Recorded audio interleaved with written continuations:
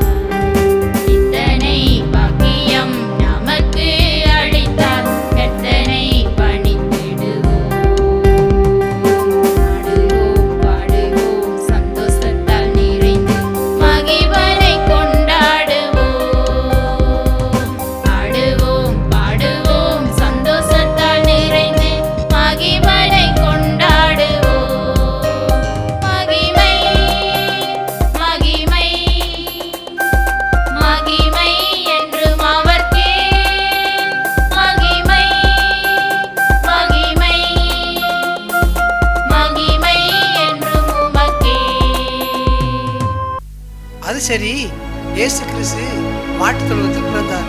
அவர் ஏன் இத்தனை ஏழ்மை கோலமாக பிறந்தார்? அதுவா, அந்த இயேசு இரட்சகர் தன்னையே நமக்கு தியாகமாய் தந்து தன்னை வெறுமையாக்கி நம்மை வாழ வைக்கவே ஏழ்மை கோலமாய் மாட்டுத் தொழுவத்தில் பிறந்தார்.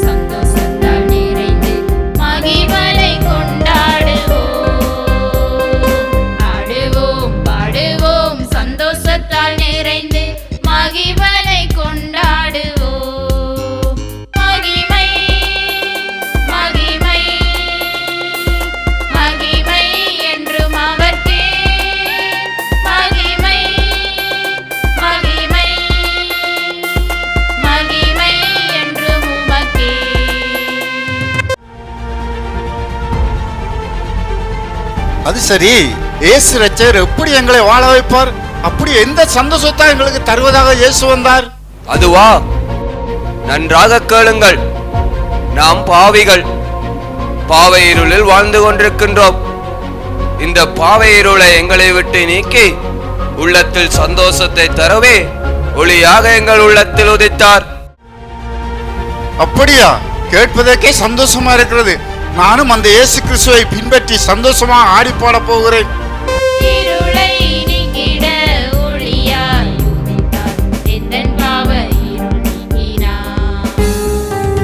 சந்தோஷம் மகிழ்ச்சி உள்ளத்தில் நிறைந்து பொங்கி பொங்கி வழிய செய்தார்.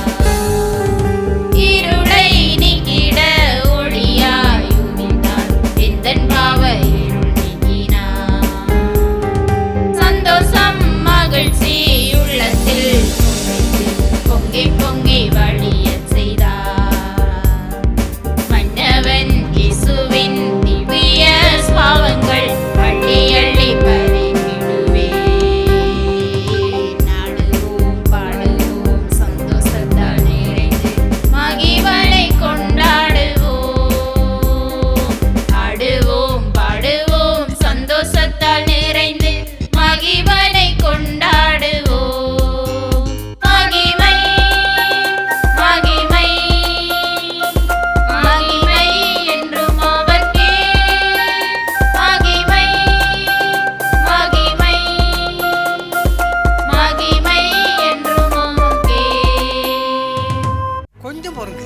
ஐயா, இயேசு கிறிஸ்து கிறிஸ்தவர்களுக்கு மட்டும்தானே செய்வோம்.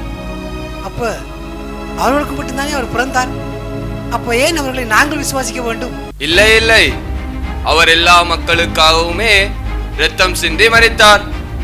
வாழ்க்கையில் துன்பங்கள், கஷ்டங்கள், கடன் பிரச்சனை, வியாதிகள், வேதனைகள், தனிமைகள், இது போன்ற சூழ்நிலைகள் வாழ்கின்ற யாவர்க்கும் அவர் ஆறுதல், அமைதி, விடுதலை, சந்தோஷம், சமாதானம் கொடுத்து எல்லோரையும் வாழ வைக்கின்றார். இயேசு இரட்சகர் நம் எல்லோரையும் நேசிக்கின்றார். நம் எல்லோருக்கும் ஆண்டவர். அப்படியா? சந்தோஷமான செய்திதான்.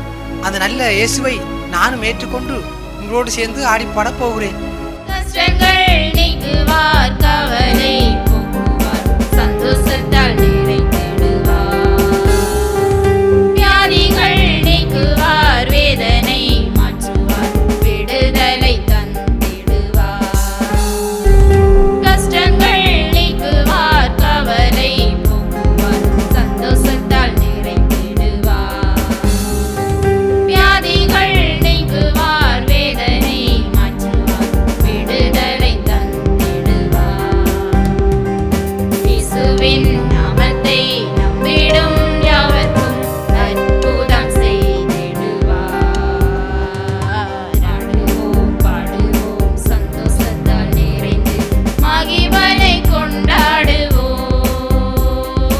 ஆடுவோம் பாடுவோம் சந்தோஷத்தால் நிறைந்து மகிமையை கொண்டாடுவோம். மகிமை மகிமை மகிமை என்றும் அவர்க்கே. மகிமை மகிமை மகிமை என்றும் உமக்கே. பெண்ணின் மைந்தன் ராஜன் மண்ணில் வந்து உதித்தார், எந்தன் பாவம் போக்கிடவே. மாந்தர் நாங்கள் கூடி ஆடிப்பாடி மகிழ்ந்து மன்னவனை கொண்டாடுவோம். பெண்ணின் மைந்தன் ராஜன் மண்ணில் வந்து உதித்தார், எந்தன் பாவம் போக்கிடவே. மாந்தர் நாங்கள் கூடி ஆடிப்பாடி மகிழ்ந்து மன்னவனை கொண்டாடுவோம். மகிமை மகிமை மகிமை என்றும் அவர்க்கே. மகிமை மகிமை மகிமை என்றும் உமக்கே. கர்த்தருடைய நாமம் மகிமைப்படுவதாக. லூக்கா எழுதிய சுவிசேஷம் 2ஆம் அதிகாரம் 10வது வசனத்தை வாசிப்போம்.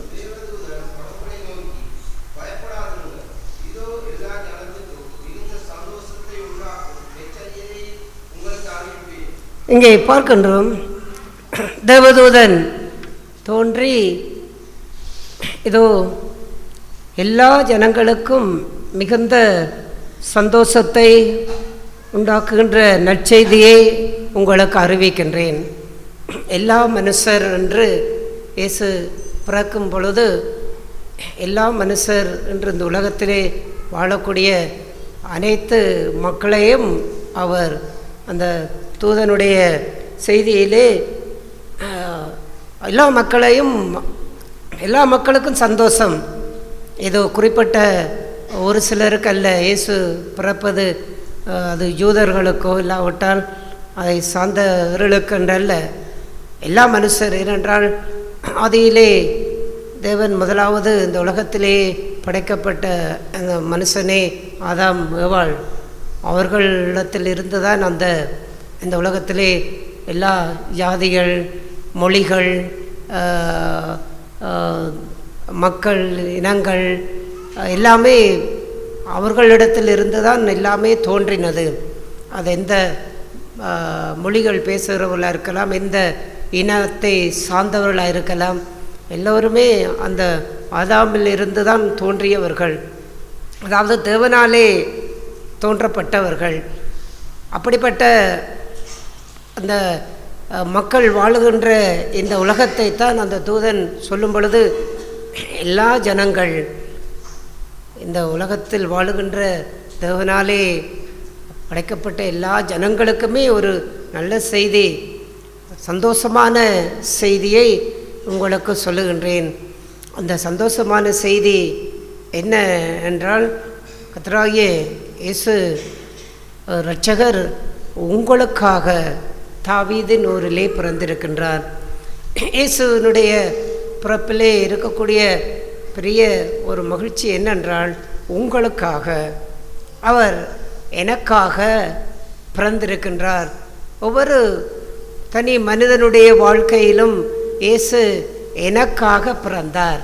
அவர் ஏன் எனக்காக பிறக்க வேண்டும் இந்த உலகத்திலே? எனக்கு சந்தோஷத்தை கொடுக்கும்படிக்கு அவர் பிறந்தார் என்றால் அவ்வாறு என்ன சந்தோஷம்? இந்த உலகத்திலே மனிதனுடைய வாழ்க்கையிலே அவன் சந்தோஷம் இழந்து வாழுகின்ற எல்லா வாழ்க்கைக்கும் பிரதான காரணமே பாவம். பாவம் என்கின்ற இருள் அவனுக்குள் குடிகொண்டிருக்கின்றபடியினாலே தான் அவனால் அவன் பணம் இருந்தாலும், வசதியான வாழ்க்கை இருந்தாலும், திருப்தியான வாழ்க்கை இருந்தாலும், எப்படிப்பட்ட கோடீஸ்வரனாக இருந்தாலும், யாராக இருந்தாலும், மனதிலே சந்தோஷம் இல்லாமலும் வாழ்கின்ற ஜனங்கள் எல்லாம் இருக்கின்றார்கள். அது ஏழைகளுக்கும் எளியவர்களுக்கும் சந்தோஷம் உண்டாகின்றதல்ல. உலகத்திலே எல்லா மனுஷருக்கும் மிகுந்த சந்தோஷத்தை கொடுப்பது ஏனென்றால், பாவம் என்கின்ற இருள் உலகத்திலே எல்லா மானிடத்திலும் அந்த ஆதாம் ஏவாளின் மூலமாக இருள் குடிகொண்டு விட்டது. மனிதன் தேவனை விட்டு, கடவுளை விட்டு மனிதன் தூரமாய் போய்விட்டான். கடவுளுடைய சந்நிதியை விட்டு அவன் தூரமாய் போய்விட்டான். அவன் தேவனுக்கு புறம்பான மனிதனாய் போய்விட்டான். பாவம் தேவனையும் மனிதனையும் அவர்கள் உறவை பிரித்து மனித வாழ்வையே தூரமாக்கி விட்டது. ஆகையாலே தான் இந்த பூமியிலே வாழ்கின்ற எல்லா மனிதரும் பாவிகளாக இருக்கின்றோம். அப்படிப்பட்ட அந்த பாவிகளாக இருக்கின்ற நம்மை தேடி இந்த இரட்சகராகிய ஆண்டவர் இந்த உலகத்திலே அவர் பிறந்து, அவர் இந்த பாவ இருளை எங்கள் வாழ்விலிருந்து நீக்கி எங்களை ரட்சிப்பதற்காக இயேசு என்னும் இரட்சகர் உங்களுக்காக தாவீதின் ஊரிலே பிறந்திருக்கின்றார். இரட்சகர் அவர் இந்த பாவ இருளிலிருந்து எங்களை விடுவிக்கின்றவர், ரட்சிக்கின்றவர். அவ்வாறு எங்களை விடுவிக்கின்ற அந்த வாழ்வு அவர் விடுவித்து அவர் நம்மை எப்படிப்பட்ட ஒரு சந்தோஷத்துக்குள்ளே நடத்துகின்றார் என்றால், அந்த தூதர்கள் தொடர்ந்து சொல்லும் பொழுது நாம் அங்கே வாசிப்போம்.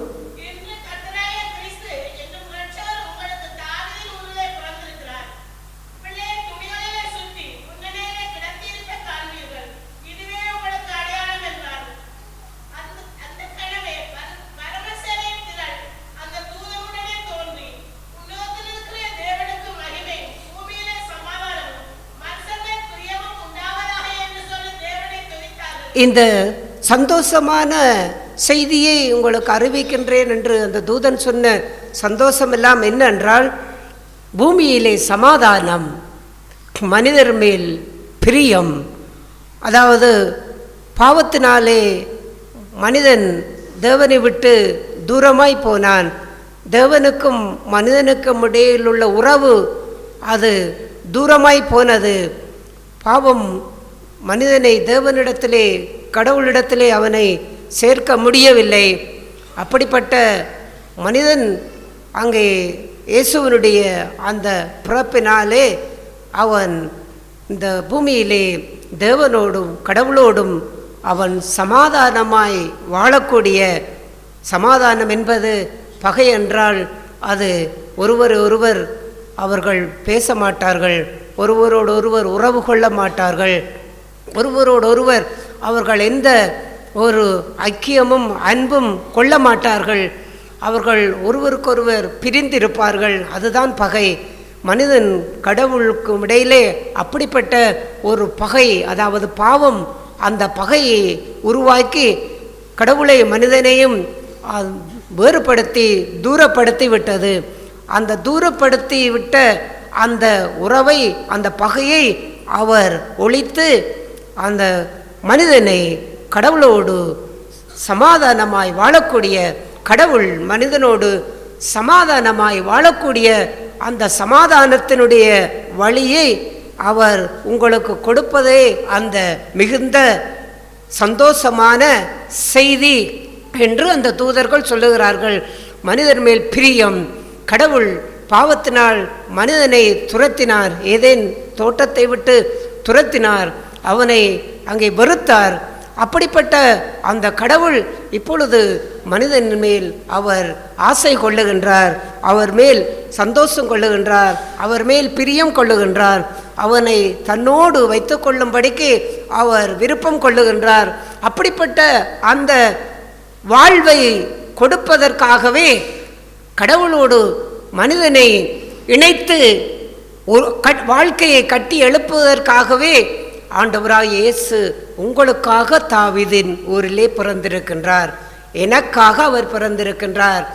என்னை கடவுளோடு ஒன்றித்து வாழும்படிக்கு, கடவுள் என்னோடு வாழும்படிக்கு, கடவுளோடு சமாதானமாய் நான் வாழும்படிக்கு இந்த பாவ இருளை நீக்கி அவர் எங்கள் வாழ்விலே இப்படி சமாதானமான ஒரு வாழ்வை கொண்டு வரும்படியாகவே இந்த இயேசு இரட்சகர் பிறந்து அந்த வாழ்வை உங்களுக்கு கொடுப்பதே அந்த மிகுந்த சந்தோஷமான நற்செய்தி என்று அங்கே தூதர்கள் தேவனை மகிமைப்படுத்துகின்றார்கள். ஆதலாலே தான் அந்த இயேசு என்கின்ற அந்த பேர் ஆண்டவருக்கு கொடுக்கப்பட்டது. அந்த காரியத்தை நாம் மத்தேயு எழுதின சுவிசேஷத்திலே நாம் பார்க்கின்றோம். மத்தேயு எழுதின சுவிசேஷம் 1ஆம் அதிகாரத்திலே 10வது வசனத்திலே மன்னிக்கவும் 21வது வசனத்தை நாம் வாசிப்போம்.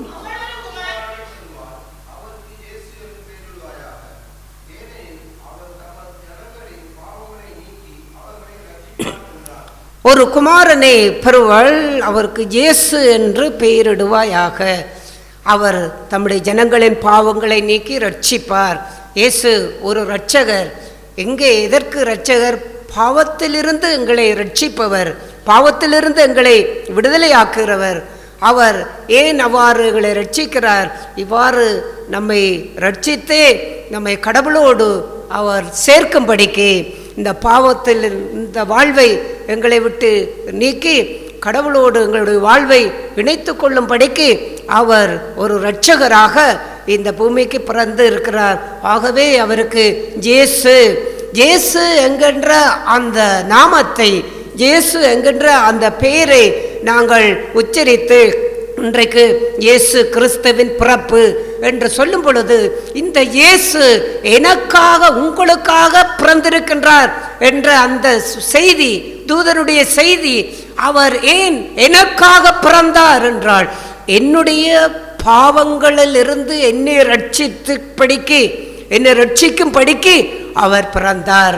ஆகையாலே தான் இயேசுவினுடைய பிறப்பு நம் எல்லோருக்கும் மிகுந்த நற்செய்தி என்று நாம் அந்த தூதனாலே சொல்லப்பட்ட அந்த வார்த்தை, என் பாவத்திலிருந்து என்னை ரட்சிப்பதற்காக இயேசு பிறந்தார்.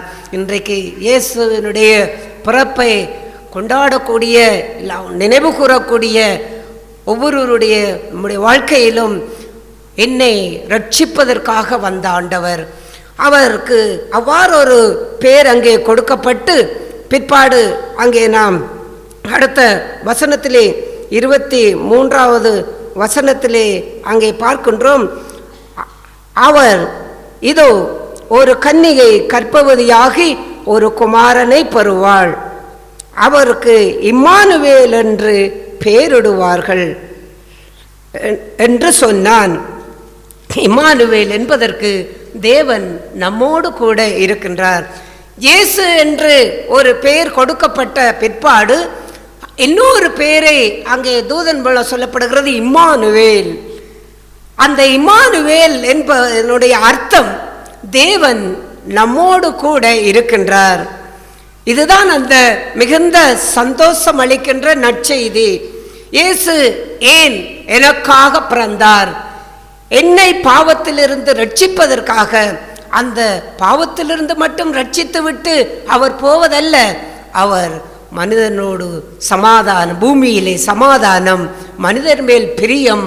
அந்த தெய்வம் மனிதனோடு சமாதானமாய் பிரியம் கொண்டு வாழுகின்ற அந்த வாழ்வை அவர் இந்த பூமியிலே வாழ்கின்ற ஒவ்வொரு மனிதனுடைய வாழ்க்கையிலும் அவன் மரிக்கும் வரைக்கும் அவன் அந்த வாழ்க்கையை வாழ்ந்து தேவனோடு இசைந்து மனிதன் வாழுகின்ற அந்த வாழ்வை கொடுப்பதே இம்மானுவேல்.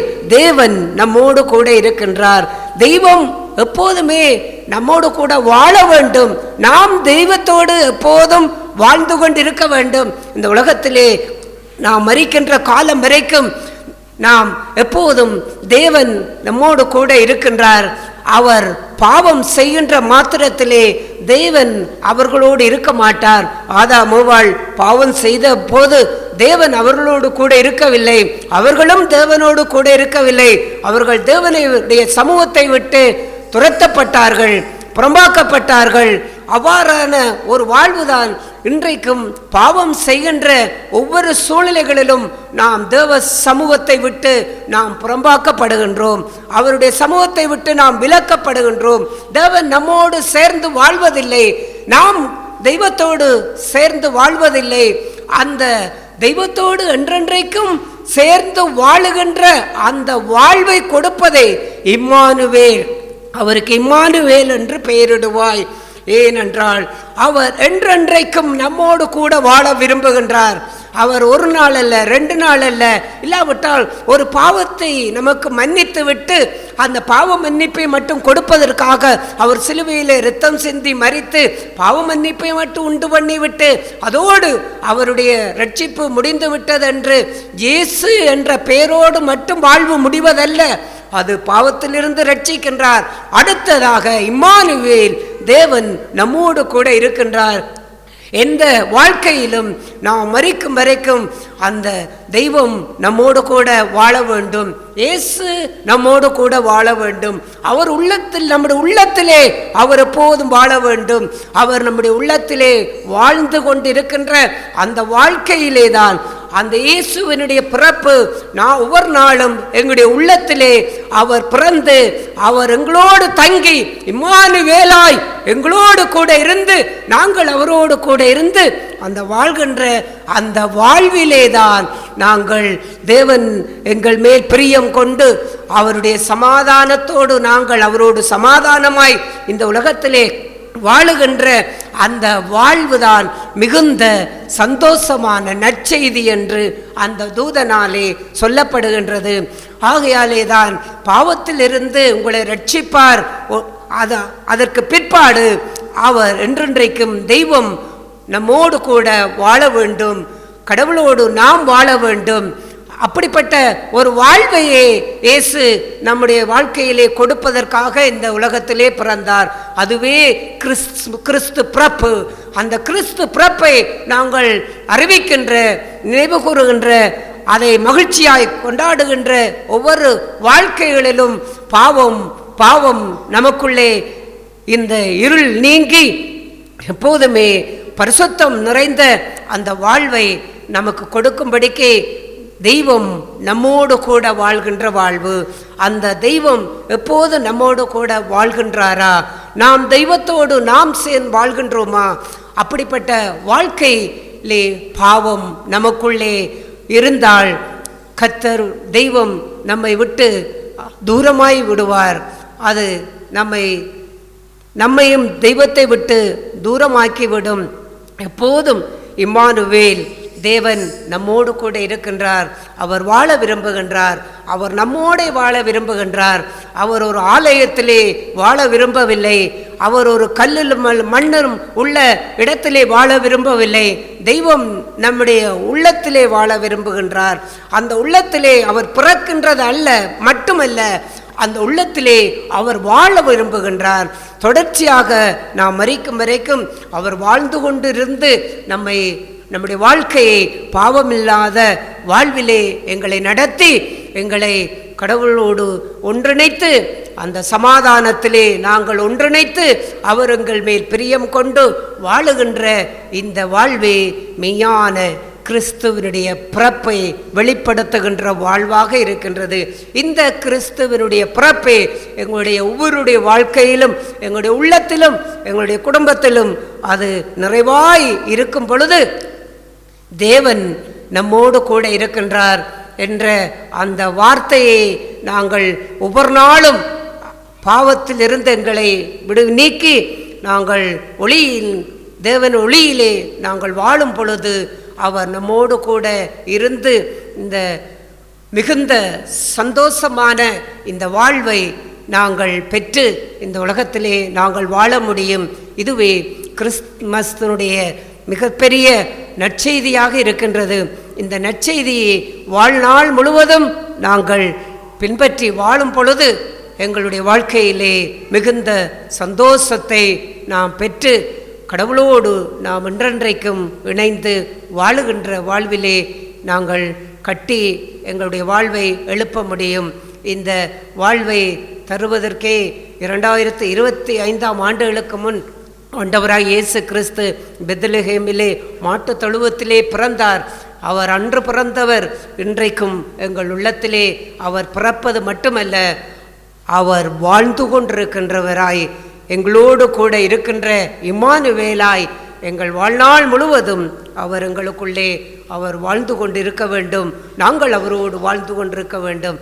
இந்த வாழ்க்கையிலே நாங்கள் வாழ்ந்து அந்த இயேசுவின் பிறப்பின் மிகுந்த சந்தோஷமான நற்செய்தியை எங்கள் வாழ்க்கையிலே நாங்களும் பறைசாற்றி நாங்கள் எல்லோருக்கும் அந்த இயேசுவை நாங்கள் வெளிப்படுத்தி அவரை மகிமைப்படுத்துவோம். தூதர்கள் மகிமைப்படுத்தினதை போல நாமும் அந்த நற்செய்தியை எல்லோருக்கும் அறிவித்து எல்லோருக்கும் இந்த மகிழ்ச்சியான செய்தியை நாங்களும் அறிவித்து இயேசுவினுடைய அந்த பிறப்பிலே மகிழ்ச்சியோடு நாங்கள் களிகூறுவோம். கர்த்தர் நம் எல்லோரையும் ஆசீர்வதிப்பார். ஆமென்.